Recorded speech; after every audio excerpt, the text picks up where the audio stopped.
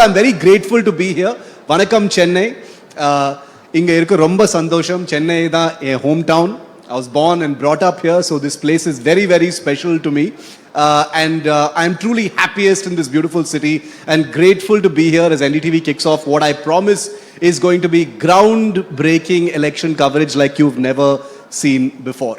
Now, Tamil Nadu politics has never believed in bit parts. I grew up here, so I've actually had a ringside view of it. Everyone wants a starring role.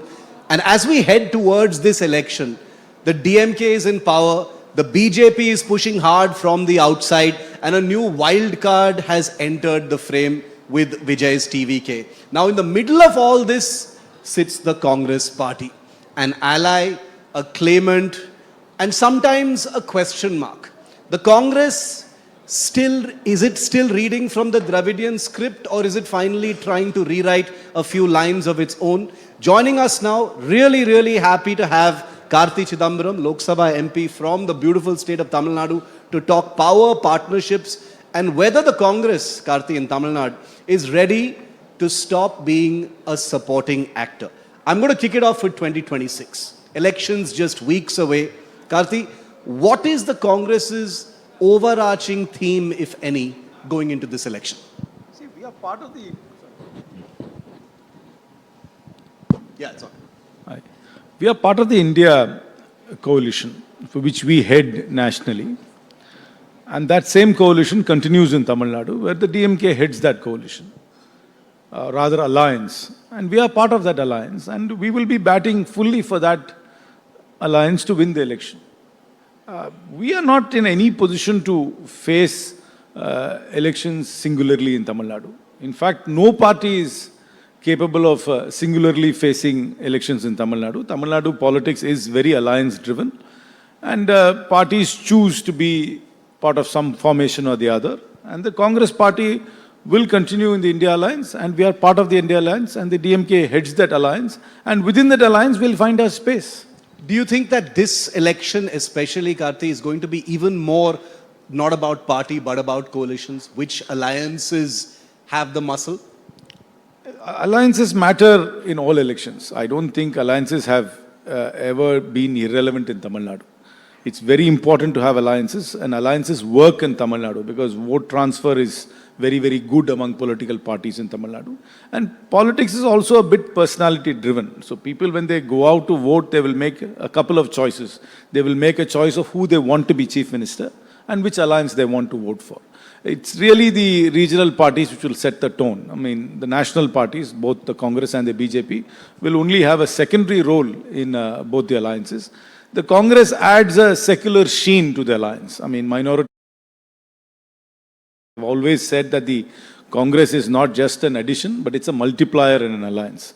When the Congress is part of an alliance, minorities feel secure to vote for that alliance and to back that alliance. That's been proven time after time. The Congress by itself might not be the strongest political party, and it depends on which district you take it. I say that in some districts, for example, in my own district, the Congress party is quite well organized and more relevant than other places. In other places, it will be significantly less relevant or more relevant depending on where you take. But the Congress adds value. It first of all adds a secular sheen and also gives you a national flavor for the alliance. The secular sheen you talk about, Karti, has always been there. That's something that the Congress has always brought. In the context of how things have changed in the dynamics of Tamil Nadu in this election, is there something additional that the Congress brings to the table? The DMK is dominant. You've got some additional players in the fray this time as well. What does the Congress bring to the table? See, apart from the secular sheen, there is also a committed Congress vote bank in each constituency, depending on the constituency. In each assembly, might not be significant, but it's a committed vote bank. There is a Congress vote, a traditional Congress vote in every single constituency in Tamil Nadu. And there is a Congress worker in every nook and corner of Tamil Nadu. We also bring organizational strength. While we might not be as organized as the DMK or the ADMK, we still have an organization. We still have presence in the nook and corner. And when you come to an electoral stage, it's also important that the national leadership of the Congress is actually very well accepted here as opposed to the BJP's national leadership. I mean, any poll you take, I mean, while the BJP's front might win overwhelmingly in other parts of the country, when it comes to Tamil Nadu, the BJP's leadership is not accepted as much as the Congress leadership. So that way the Congress leadership also adds another oomph to the alliance in Tamil Nadu. The Chief Minister, in his opening address from this stage just a couple of hours ago, Karti, framed the 2026 election as Tamil Nadu versus the NDA. Do you agree with that framing? See, the ADMK is not an independent, formidable force what it was previously. The character of the ADMK has changed. I don't diminish the ADMK at all. I believe the ADMK is a significantly large party, has a grassroots support, has got organization, more rural than urban, and is quite an earthy political party. But it's not an free-thinking independent party anymore. It was unthinkable in the past that anybody wanting to have an alliance with the ADMK would summon that party to Delhi to have talks with them, and they would come here to talk to them. So the standing of the ADMK has become weaker, but it's still a large political party. So an alliance with the ADMK for the BJP is almost like a backdoor entry into the politics of Tamil Nadu, where they've been roundly rejected time and again. Because the BJP's brand of politics, the Hindutva politics, is not something which people in Tamil Nadu relish. And that's anybody who travels extensively, who actually meets common people in rural areas or in small towns and realize. I know the echo chamber in the elite societies of or in the elite sections of Chennai sometimes don't get it. But the BJP is not a very welcome party in most parts of Tamil Nadu. But through a weakened ADMK, they are trying to get a foothold. Perhaps a larger foothold than could normally aspire for. So that way the Chief Minister is correct in suggesting that this is an election where Tamil Nadu versus NDA, because that backdoor entry of the BJP is something which we will also highlight when going forward in the campaign. While we're on the BJP, I wanted to ask you, do you think that the BJP can never be faulted for continuing to try as much as possible? They've highlighted Tamil Nadu as a major priority area. The Prime Minister takes a lot of personal capital as far as Tamil Nadu is concerned. Do you think this time they are doing anything different from your view? No, you see, the BJP always tries. They try very hard, and they are an election machine. I don't agree with them ideologically. My worldview differs from their worldview. I'm a liberal, and whereas they are quite regimented, and I mean, they are Ayatollah Hindutva, and that doesn't gel well with me. But they try hard. They try hard, but sometimes they don't get certain markets. And as far as I'm concerned, that they don't seem to get Tamil Nadu. See, Tamil Nadu is actually the most Hindu of all states in India. We are the most religious of people, most orthodox people. We are the most temple-going people, most ritualistic people, most superstitious people. There is not a single person from Tamil Nadu who would have stepped out of his house today without going to the puja room and putting a little vibhuti or kungumam, but he'll still reject the BJP. The BJP doesn't get that. The BJP is a version of Hindutva. I've said this time and again, and I know it's been a bit, sometimes I take offense to it, is very upper caste, Sanskritized and vegetarian. I mean, that's not the practice of the faith here. The practice of the faith here is animal sacrifice in my Muniswaran temple, and they sometimes confuse the fact that because people are temple going, they will subscribe to their Hindutva agenda, which is not true. I want to explore that vegetarianism aspect a little bit more, because you've picked that up. No, I do, because it's not about just a dietary choice. It's almost a purinatical thrust. It is not a dietary choice. 80% of India eats meat, fowl, or fish. Only because of economic reasons, people can't afford it on a daily basis. Vast majority of Indians eat meat, fowl, or fish. And this thrust, this vegetarian thrust, is a very, I wouldn't want to use the term casteist, but it's also that's the casteist tinge the BJP brings to the Hindutva it's propagating, without understanding the native practice of the faith. And that is why they are getting rejected. They don't understand the native practice of the faith. They are they are almost creating a catechism for Hindutva by saying there is a principal temple, there is a principal way to worship or a principal God. That's not the case. I mean, all of us have Kuladevams here, which are mostly Karupara or Munishwara or something in our own villages. I mean, that will never find mention in the BJP's pantheon. They are very regimented. They are trying to make this into an Abrahamic faith, which is it's not. The whole idea of the practice of the Hindu faith is it's plural. It allows anybody to practice it any way you want. I mean, I always tell my BJP friends, you'd be most surprised that one of the most BJP of all districts in Karnataka is Coorg, Kodava. Yeah. But they're pork-eating people. The North Indian BJP supporter cannot fathom that at all.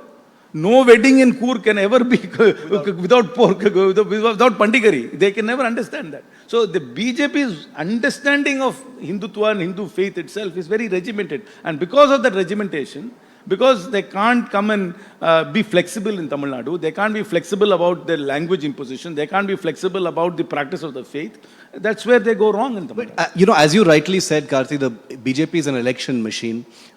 In past elections, based on outcomes and results, they have shown a great deal of flexibility, the ability to be agile, change certain aspects of entrenched thinking and policy within the party. Why do you think that flexibility is not Give me an example of their flexibility in policy. They have been flexible in having alliances. That's all they've been flexible about. It's conveniently when a party aligns with them, they become non-dynastic. So why do you think there is no tipping point for the BJP in Tamil Nadu? Because they are not able to socially adapt to Tamil Nadu. They are not able to. They tried it for a while. There was an experiment with a friend, but that failed. They have now gone back to their old ways. Now it's gone back to that same Cahoot, which it's sort of their entrenched Cahoot has gone back. It's gone back to them. In fact, so there is no flexibility in their policy. Where has there been a flexibility in their policy in any state? They've had flexibility in alliances. At one point of time, they will say that Chandrababu Naidu is a dynastic political party. But the minute they have an alliance with him, he becomes reformist and democratic. They will have alliance with the Ramvilas Paswan's party. Then they become forward-thinking. When they don't have alliance with them, they'll become casteist. So that's the only flexibility the BJP shows. There is no flexibility in their Hindutva agenda at all. They are still very rigid about it. They are the Ayatollah. Their version of Hindutva is Ayatollah Hindutva. Speaking about flexibility in alliances and the coalitions, how are things between the Congress and the DMK right now? See, is it a case of all is well, or are there some stresses beyond the routine pre-election stresses? I mean, see, we have not been in power since '67. We've never had a minister of our own since '67. So naturally there is expectation from my cadre. We are a political party. We want representation in the legislature. And if the opportunity arises, we want participation in government. It is a natural expectation. And today, because of social media and other things, that voice is heard louder. And this is again, as you said, before election, this venting of expectation is always exhibited. But a give and take policy will always settle the alliance. You see, whatever happens, we only have 234 seats. We have to settle within that. And within the 234, we'll come to some happy equilibrium. Then post-elections, we will see. But there is expectation within the party. How can I say there is no expectation in the party? I have expectation. The party cadre have expectation. Everybody has expectations. If we have no expectations, why will we be a political party contesting elections? Has the entry of Vijay into the battlefield made these conversations and expectations a little bit more... See, he's definitely a factor in this election. Anybody who says because your ally is very dismissive of him, saying that he's going to have no splash at all. I have a different take. You see, I would not dismiss him at all. See, he starts off as a fan club, or probably is still a fan club. But young people generally are disenchanted by traditional politics or by traditional political structures all over the world. So anybody who comes in anew, there seems to be some enthusiasm. And he's a very popular movie star. I don't watch his movies, that's a different issue. I'm not a fan of his movies. But he's got a big name recognition, and there is definitely acceptance. But whether that acceptance can become votes, whether the votes can become seats, that's a different process. But to dismiss him completely, I will not. I know he is not. There's no ideological clarity or policy proclamation, or there doesn't seem to be any kind of bench strength in his organization. He has got many weaknesses. But to say he has no support, I will not agree. And particularly in the era of social media, you can sometimes bypass this lack of structures. And I will say that he will poll significantly well. The general view is that the Congress party has been sort of affectionate towards Vijay, if I may use that phrase. Many of your leaders also have as a sort of bargaining chip with the DMK. How far is that? No, some part of that must be. The point is, we are all in politics. We see how the pieces are laid in the board. Why will we be ignorant to that? If I am an active politician and if I am somebody who is rooted to the ground, I will notice this fact. How will I not notice this fact? How will I not notice the fact that he is having large rallies? How will I not notice the fact that there are young people gravitating to it? I will notice it and I will react to it. And the Congress party is a living organization which is taking cognizance of this and reacting to it. And why would we have any ill will to him? In fact, nobody should have any ill will to him because he doesn't stand for anything specific other than being anti-establishment. He doesn't stand for anything specific. And we are not in government here. So and we are seeing somebody who's gravitating a lot of support towards himself. So naturally that will catch our attention. Why won't it catch our attention? Does Vijay figure in conversations between you and the DMK? No. Pardon me? Between the Congress and the DMK, does Vijay figure in conversations? No, I don't think so. It doesn't figure in conversations, but as active politicians, I acknowledge the fact that he is a political player in the state. And I will say this again, that he will poll significant votes. You don't think that Vijay has painted himself into a corner by sort of enunciating very fierce binaries? I will not go with this person. I'm ideologically opposed to that person. I don't know him personally, and does not somebody. Did you try to invite him? We have tried to get people across the board. That's the point. He's not. While he wants to be in politics, he doesn't want to do any of the rituals of politics, of conversing with people, meeting people, giving interviews, or proclaiming his position. I think that's his failing. In my opinion, yes. You could be reclusive as a movie star, but you can't be a reclusive politician and aspire to become chief minister of the state. You must engage with the public. You must have engaged in conversation. You must give interviews. But he's not doing that. Since he's not doing that, I really don't know what he stands for or where he is on any issue. And that's his failing. If I were to, I'm not that I'm advising him. I'm sure he's got very expensive advisors, but I don't know from what kind of advice they're giving him, because you can't have zero engagement and just have these large concert style meetings and then expect to convert into electoral victory. But you will get votes, but that might not necessarily translate into seats. And if you don't have seats, then this is not the Olympics. There, if you don't come first past the post in a seat, you're irrelevant. There's no silver medal, bronze medal, or consolation prize here. It's a winner take all, seat by seat. And it's very interesting how you're saying that that there's no question of ignoring someone like a Vijay, and he will have some kind of an impact. What kind of impact do you think he will have? Is it going to be a vote splitter? Is it going to be something more significant than that?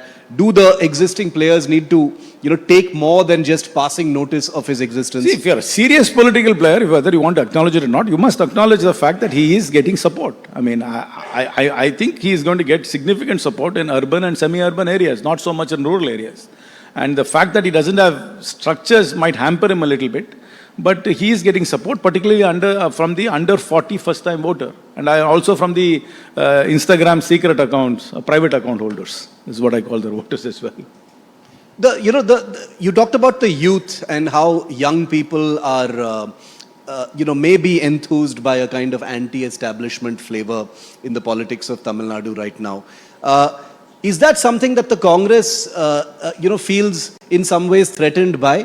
Because the Congress leadership has actively, and I'm talking about at the national level, tried to court a young India in its politics. See, I think it's young people's distaste for politics is not just in Tamil Nadu. It's all over the world.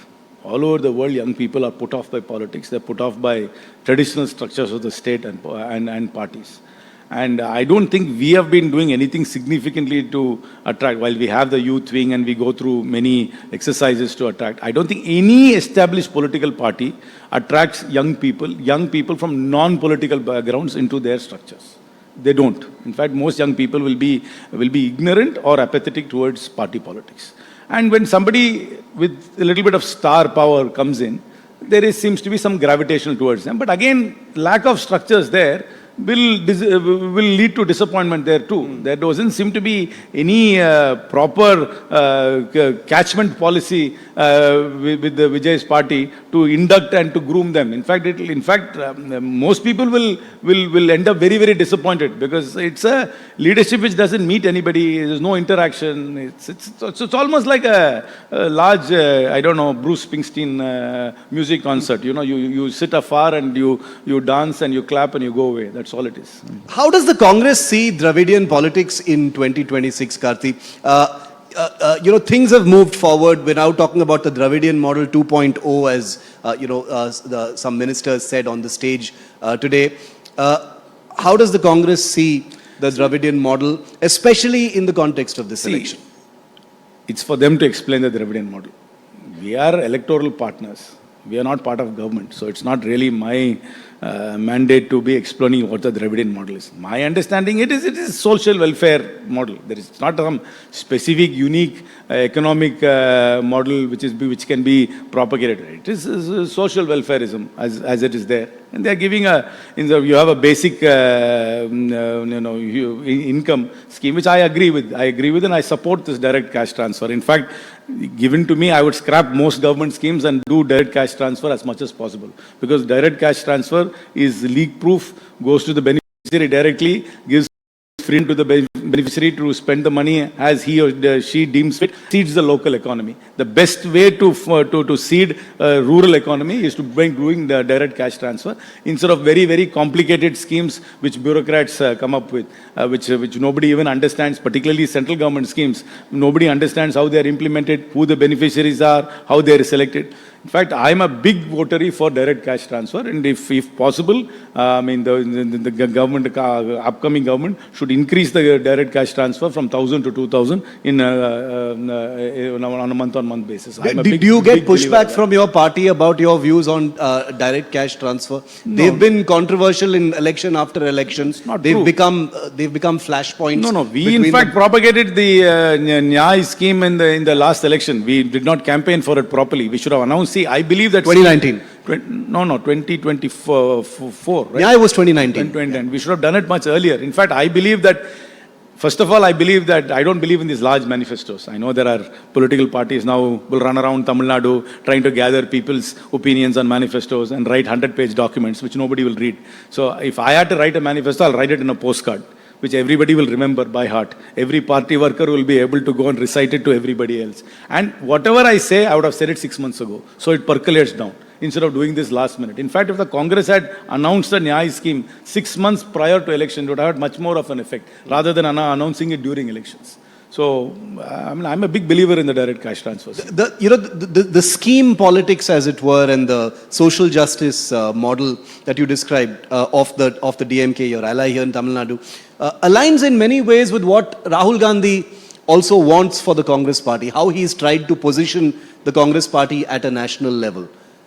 See, state politics will differ from national I'm politics. asking that because you said that, I don't want to comment on the Dravidian model itself, but isn't that very similar to what Rahul Gandhi also wants? As I said, there's nothing unique about the Dravidian model. It is social welfareism, it is secularism. That is it. What is uniquely different? The only thing is, this direct cash transfer is universal basic income, which is being done in other parts of the world. We're doing it here now, and other states are also doing it now. So it's not some new economic theory which is being propagated. We are centrist, we are welfarist, and we are secular.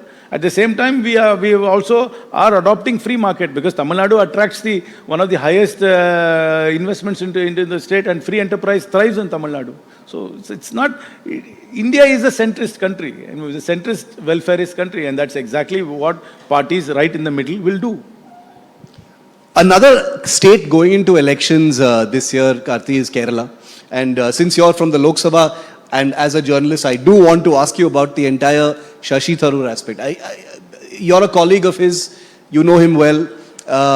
There was this Cold War that, at least from our perspective, that was on between Dr. Tharoor and the Congress party for a long time. Now there seems to have been a ceasefire and some peace.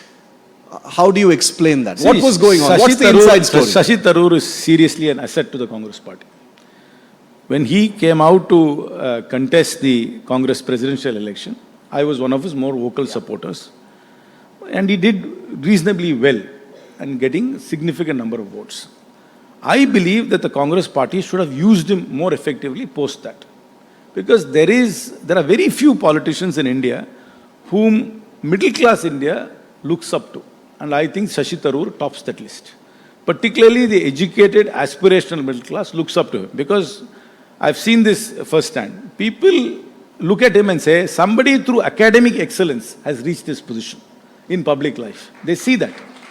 And that is not a common role model in politics elsewhere. Most successful politicians have a different path to success, either through family connections or through organizational growth.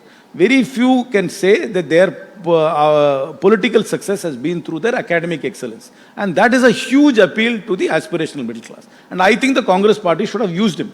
Notwithstanding the fact that he did not win the Congress election, they should have used him. Since the Congress party at that time did not use him, I think there was a little rift. And there was a little bit of natural angst, because everybody is politically ambitious. Who isn't ambitious? Anybody in politics is ambitious. But I think that's been now all settled. I think Shashi is completely within the Congress fold, and the Congress will win the elections in Kerala. And I'm sure that the Congress party will give him his rightful space, because I think there is, particularly to aspirational middle class India, Shashi Tharoor is a very, very important political factor. We're almost out of time, and while wishing you the very best for the forthcoming elections to you and your party, Karti, I will end on a more personal note, because I know that one thing that you're very passionate about, which strikes a chord with me, and I know strikes a chord with millions of people in the last few months, has been the plight of stray dogs. It's something you feel very strongly about. The Supreme Court has gotten involved. It has polarized people across the country. This is something you feel very strongly about. See, the urban middle class is the most shortchanged person in the whole of India. Because particularly those who are making salaries between 25,000 to 50,000, their living conditions, the urban infrastructure. And we have let them down very badly in this country. And this stray dog problem, and we have about 6 crore stray dogs in India. We have the highest number of rabies deaths in the world. We spend $150 million in rabies vaccines every year. But nothing systematic is being done. I have been speaking about this, in my own limited way. I've spoken in Parliament, I've met the Prime Minister. Now the Supreme Court has set in. But none of the local bodies which are mandated to deal with the problem have the wherewithal, the technology, or the resources to deal with it. So, to be very, very pessimistic, I really don't see much change happening. I know the Supreme Court is going hard. State governments are saying that they will go and start doing the ABC, we will implement the ABC rules more aggressively, but they don't have the infrastructure. See, the local body is mandated to perform these sterilization surgeries. But to perform a sterilization surgery, you must keep the dog in a shelter. There are no shelters. Maybe the city of Chennai will have a few shelters, but once you go outside the city into smaller towns or smaller municipalities, there are no shelters. In fact, I think the alarming statistics which came out with the live, we had about 3 lakh dog bite cases in Tamil Nadu last year. This Tamil Nadu, of course, records statistics much better. So that is why sometimes statistics are a little bit more alarming in Tamil Nadu compared to other states, because I know in the Hindi heartland, the statistics are not captured properly, and sometimes they think that they're doing better than us. That's not true. We capture good news and bad news better than everybody else. But the fact is, to be honest, I don't see a big change happening. Even though the Supreme Court is doing it, Supreme Court is giving diktats, but where is the resources? Where are the trained manpower? What is the technology they are using? So none of the municipalities all over India have that manpower. So these are all, as usual, there is a little bit of noise all over the place, but this is a common man problem. Who is getting affected? The person walking in the street. In fact, you know that a lot of two-wheeler accidents happen because of stray dogs there. We can't be a 21st century superpower in the world having stray dogs and cattle in the street. This has to be put an end. And I am a dog lover, but I think if people feel so strongly about dogs, they must adopt them, keep them at home. They can't let them in a free roaming state in the streets. I know that the people feel very passionate about this, but I can't accept this. I can't accept a 21st century modern country having stray dogs and cattle in the street. I share your skepticism. I hope we are both wrung about it. No, we'll be right. I hope we're not, but thank you for taking all my questions. Actually, you and I should meet again, maybe at the end of January next year, and see whether there's any dip in the statistics of dog bites. We will do that. Dog bites or rabies deaths or anything 1 year from now. Done. We will do that on exactly this date next year. Thank you very much, Karti Chidambaram, for Well, joining us. Thank pleasure. you.